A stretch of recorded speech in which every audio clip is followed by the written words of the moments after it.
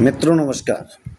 मैं उमेश द्विवेदी, राष्ट्रीय महामंत्री, राष्ट्रीय युवा अभिमान सभा भारत, रियास इंडिया। मित्रों, मैं आज बात करना चाह रहा हूँ आप सब लोगों के समक्ष कि सरकारी कर्मचारी अपने बच्चों को सरकारी विद्यालयों में क्यों नहीं पढ़ाते हैं, या वो लोग जो सरकार से लाभ लेना जानते हैं लेकिन सरकारी विद्यालयों की ओर उनका ध्यान नहीं है। अपने बच्चों को अंग्रेजी माध्यम के बड़े बड़े स्कूलों में पढ़ाने के लिए प्रयासरत रहते हैं और वहीं गरीब जनता के बच्चे प्राइमरी स्कूल में जाने को बाध्य हैं। यानी कि सरकार में जो अच्छी व्यवस्था में लोग जुड़े हुए हैं वो उच्च शिक्षा, अच्छे संसाधनों वाली शिक्षा, और जो गरीब तबका है वो प्राइमरी और कमज़ोर शिक्षा, जहाँ पर शिक्षा का संचालन ना के बराबर है, उनके कर्मचारी कहीं जनगणना में, कहीं मतलब छोड़ शिक्षा, वो सब प्रकार के काम करते हैं, शिक्षा के नाम पर वो शून्य रहते हैं। हो सकता है कुछ तो अध्यापक ऐसे हों जो महीनों स्कूल ना जाते हों, सरकार की अन्य व्यवस्थाओं में कार्यक्रम करते रहते हैं। ऐसे लोग अपने बच्चों को यदि सरकारी विद्यालय में पढ़ाएंगे तो निश्चित है शिक्षा का स्तर बढ़ेगा, शिक्षा प्रणाली मजबूत होगी। आज हम इन्हीं सब विषयों पर चर्चा करेंगे। मित्रों, हमारे चैनल को भी फॉलो कर लीजिए, सब्सक्राइब कर लीजिए, लाइक करिए, कमेंट्स करिए, और हम आपके विचार भी जानना चाहते हैं इन सब विषयों पर। लगातार हम आपसे शिक्षा के क्षेत्र में चर्चा कर रहे हैं और उसी से जुड़ा हुआ आज का विषय है कि सरकारी कर्मचारी अपने बच्चों को सरकारी विद्यालयों में क्यों नहीं पढ़ा रहे हैं। आखिर जब वो सरकार से पूरा लाभ ले रहे हैं, उन्हें सरकार की सारी नीतियों पर भरोसा है, तो सरकार की दी जा रही शिक्षा, सरकार द्वारा जो दी जा रही शिक्षा है, जो सरकारी कर्म शिक्षक हैं उन पर भरोसा क्यों नहीं है। आखिर उस विद्यालय में अपने बच्चों को भेजने से क्यों डरते हैं। एक बार अभी हाई कोर्ट ने भी, एक उत्तर प्रदेश में इलाहाबाद हाई कोर्ट ने एक आदेश जारी किया था कि सारे सरकारी कर्मचारी अपने बच्चों को मतलब प्राइमरी विद्यालय या सरकारी विद्यालयों में अपने बच्चों को शिक्षा दिलवाएंगे। लेकिन शायद वो बहुत देर तक, बहुत घंटों तक वो आदेश टिक नहीं पाया और वो आदेश वापस हो गया। कहीं ना कहीं उन्हें भी लगा होगा कि हमारे बच्चे भी तो हम भी तो सरकारी व्यवस्था से जुड़े हुए हैं, हो सकता है हमारे बच्चों को भी सरकारी स्कूलों में मतलब जो पढ़ना पड़ जाए, इसलिए शायद वो व्यवस्था वापस हो गई। लेकिन नीतिगत तरीके से मैं आप लोगों से मतलब जानना चाहता हूँ, क्या ऐसा होना नहीं चाहिए। जितने भी सरकारी कर्मचारी हैं जो सरकार से लाभ ले रहे हैं, आखिर उन्हें सरकार के द्वारा दी जा रही शिक्षा पर भरोसा क्यों नहीं है। हम कह रहे सारे सरकारी कर्मचारी छोड़ दीजिए, जो कम से कम शिक्षा क्षेत्र से जुड़े हुए हैं, जो सरकारी अध्यापक हैं, वो तो कम से कम अपने बच्चों को सरकारी विद्यालय में पढ़ाएं। शायद उन्हें अपने ऊपर भी भरोसा नहीं है। वो जानते हैं जब हम शिक्षा दे ही नहीं रहे हैं, शिक्षा व्यवस्था में तनिक भी सुधार नहीं कर रहे हैं हम, तो अगर हमारे बच्चे आ जाएंगे तो उनका भविष्य बिगड़ जाएगा। लेकिन क्या यही उनका तरीका है समाज को आगे बढ़ाने का। आखिर किसी ना किसी गरीब का बच्चा वहाँ पर ज़रूर बैठा है। क्योंकि हम ये जानते हैं कि अमीर के बच्चे प्राइमरी विद्यालय और सरकारी विद्यालयों में ना के बराबर जाते हैं। हो सकता है कोई भेज रहा हो, नहीं तो ना ही, बिल्कुल शून्य है ये व्यवस्था। लेकिन गरीब जनता जो है, उनके बच्चे ज़रूर सरकारी विद्यालयों में जाते हैं। आखिर उनके साथ ऐसी दोहरी मानसिकता के लोग क्यों शिक्षण कार्य में जुड़े हुए हैं, जो अपने बच्चों को नहीं पढ़ा सकते हैं, लेकिन अपनी टूटी फूटी व्यवस्था से उन बच्चों का भविष्य बना रहे हैं कि बिगाड़ रहे हैं, ये भी कहना स्पष्ट नहीं हो पा रहा है। सरकारी व्यवस्था, सरकारी कर्मचारी, सरकारी शिक्षक, सारी व्यवस्थाएं उन्हें सरकारी हैं और सरकार की सारी दी हुई व्यवस्था से वो मतलब जो खुश हैं। आखिर शिक्षा क्षेत्र से ही क्यों उन्हें नाराज़गी है। अगर यही व्यवस्था मेडिकल में हो जाए, स्वास्थ्य संबंधी यही लोग अगर ये सोचने लगें कि हम सरकारी अस्पतालों में नहीं जाएंगे, उन पर भरोसा ना हो, तो क्या व्यवस्था चल सकती है। लेकिन हम आज बात करेंगे केवल और केवल शिक्षा के क्षेत्र में। जो शिक्षा के क्षेत्र से जुड़े हुए कर्मचारी हैं, उनको अपने बच्चों को सरकारी विद्यालय में ज़रूर पढ़ाना चाहिए। जो कर्मचारी हैं वो अच्छे अच्छे स्कूलों में पढ़ाते हैं, उसके लिए कहा जाता है कि एक स्टेटस सिंबल बन जाता है। निजी विद्यालयों में, प्राइवेट विद्यालयों में पढ़ाने से उनका एक स्टेटस सिंबल मेंटेन होता है। संसाधनों से परिपूर्ण व्यवस्था में जाने के लिए उनके बच्चे आतुर रहते हैं। महंगी शिक्षा देने में वो लोग सक्षम हैं। ऐसी बहुतायत चीज़ें हैं। और कहीं ना कहीं एक व्यवस्था उनके अंदर ये भी है कि हमें स्वतंत्रता है कि हम अपने बच्चे को कहीं पर भी पढ़ा सकते हैं। निश्चित बात है, आप स्वतंत्र हैं, अभी तक स्वतंत्र हैं आप कि आप अपने बच्चे को कहीं पर भी शिक्षा दिला सकते हैं। लेकिन हम नैतिकता की बात करना चाह रहे हैं कि आप जिस व्यवस्था से जुड़े हुए हैं उसी व्यवस्था पर आपको स्वयं को जब भरोसा नहीं है तो दूसरे का भविष्य क्यों खराब कर रहे हैं। जब आप अपने बच्चों को वहाँ पढ़ा करके ये सोचते हैं कि उन बच्चों का भविष्य खराब हो जाएगा, हमारे बच्चे वहाँ पर अगर कमज़ोर हो जाएंगे, तो दूसरे बच्चों को कमज़ोर करने के लिए क्यों आप जो है उस व्यवस्था से अपना जीवन यापन कर रहे हैं। आपको ऐसी नौकरी छोड़ देनी चाहिए। हम ये बात शिक्षकों के लिए कह रहे हैं, हम ये बात उन लोगों के लिए कह रहे हैं जो शिक्षा क्षेत्र से जुड़े हुए हैं। हम अन्य सरकारी कर्मचारियों के लिए अपनी बात नहीं कह रहे हैं। हम केवल शिक्षा क्षेत्र से जुड़े हुए सरकारी कर्मचारियों से ये बात कह रहे हैं कि अगर आप जो कार्य कर रहे हैं आपको स्वयं उस पर भरोसा नहीं है तो आपको ऐसी व्यवस्था से त्यागपत्र दे देना चाहिए और संपूर्ण रूप से ये व्यवस्था निजीकरण में चली जाए तो ज़्यादा ठीक है। क्योंकि दोहरी मापन की व्यवस्था जो चल रही है कि गरीब के बच्चे सरकारी में, चूँकि वो महंगी शिक्षा लेने में सक्षम नहीं है, महंगी व्यवस्था साधन संपन्न नहीं है, महंगी को अफोर्ड नहीं कर सकते हैं, तो मजबूरी में वो प्राइमरी विद्यालय में अपने बच्चों को भेजते हैं। यानी कि निश्चित तौर पर आप उनको मजदूर के बच्चे को मजदूर ही बनाने के लिए तुले हुए हैं। आखिर कहाँ से उनमें प्रतिभा निखर करके बाहर आएगी, क्योंकि अच्छी व्यवस्था से वो जुड़ नहीं पा रहे हैं। और अच्छी व्यवस्था आपके हाथों में है, आप वहाँ पर शिक्षा दे नहीं पा रहे हैं। और अगर आप शिक्षा वहाँ दे रहे होते तो निश्चित तौर पर अपने बच्चों को वहाँ पढ़ा रहे होते। इसलिए आपको अपनी शिक्षा पर स्वयं पर भरोसा नहीं है तो दूसरे के बच्चों को जो भविष्य है उसको खराब मत करिए, आप त्यागपत्र दे दीजिए। शायद यही आपके लिए उचित है। आप अगर त्यागपत्र नहीं देंगे तो ना जाने ऐसे कितने सैकड़ों हजारों बच्चों का भविष्य आप लगातार खराब करते रहेंगे। ऐसा नहीं है कि सरकारी व्यवस्था शुरू से खराब थी। मैं भी प्राइमरी विद्यालय से पढ़ा हुआ हूँ।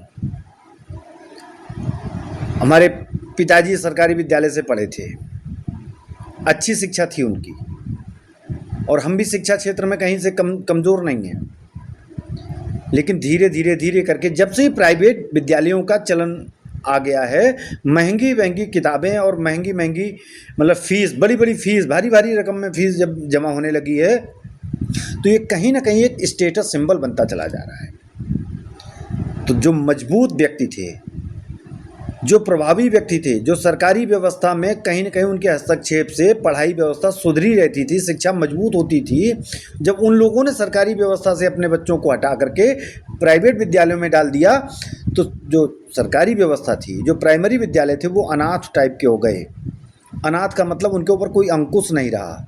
तो कभी अध्यापक जो 7 बजे जाना चाहिए वो 9 बजे पहुंच रहा है, कारण वहाँ पर बच्चे 10, 5, 20 बच्चे हैं। एक अध्यापक ने घेर लिया, सबको बैठाए हुए है, वो कक्षा 1 से कक्षा 5 तक के सारे बच्चों को घेर करके पढ़ा रहा है।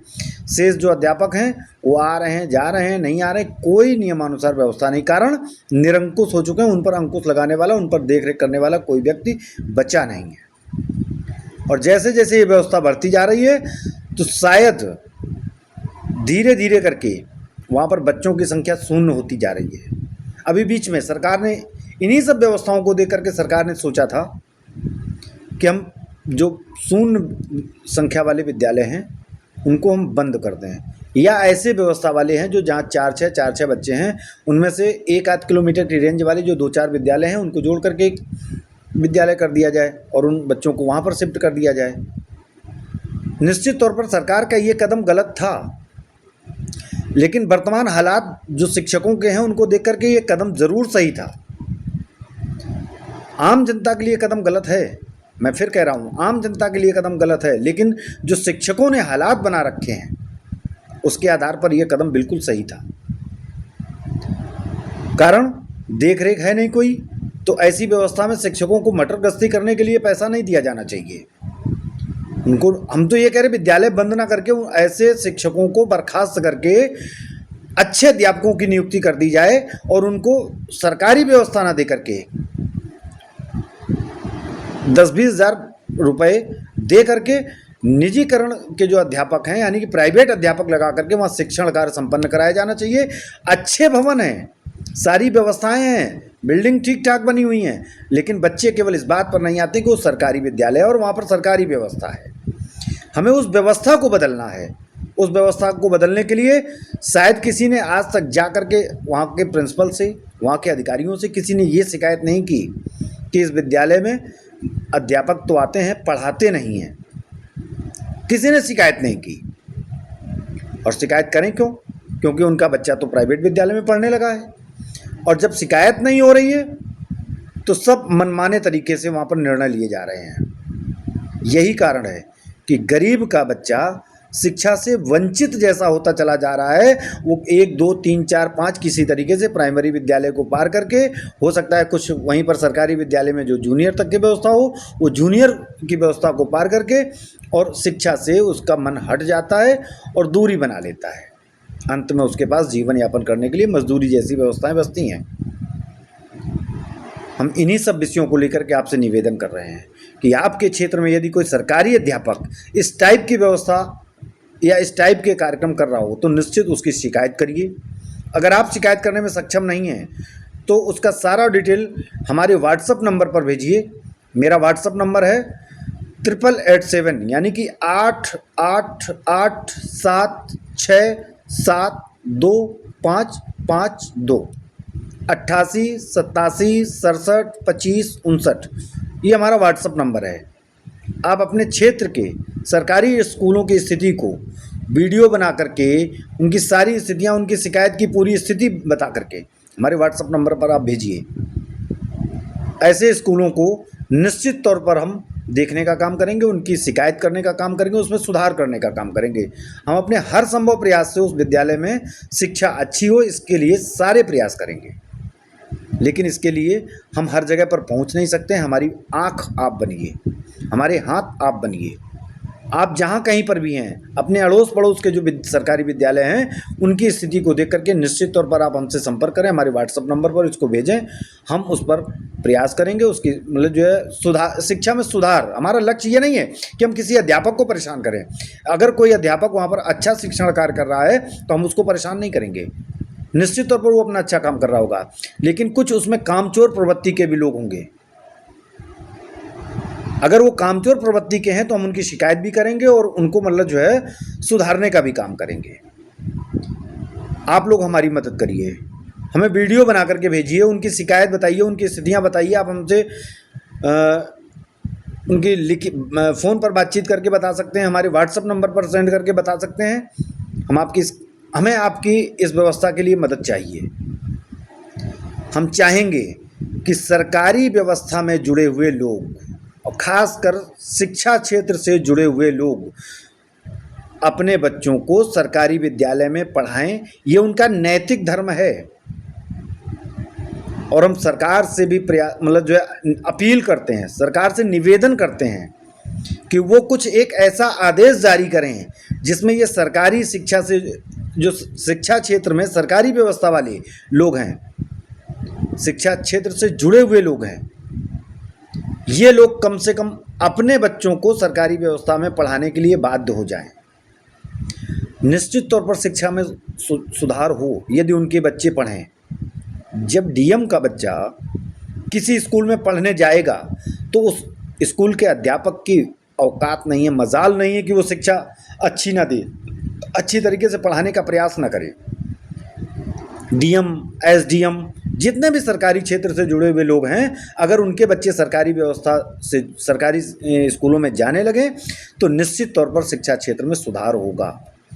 और जब उसमें सुधार होगा, अच्छे स्कूल हो जाएंगे, अच्छी व्यवस्था हो जाएगी, तो प्राइवेट विद्यालय बंद कराने की आवश्यकता नहीं पड़ेगी। कमज़ोर होने लगेंगे, उनकी फीस आना बंद होगी, तो धीरे धीरे करके अपने आप उन बिल्डिंगों में ताले पड़ेंगे। चूँकि उनको एक बैग में कम से कम 10,000 रुपये, एक बच्चे का जो स्कूली बैग बनता है उसमें 10,000 रुपये की किताबें होती हैं। आखिर ऐसी ऐसी बाजारू व्यवस्था क्यों?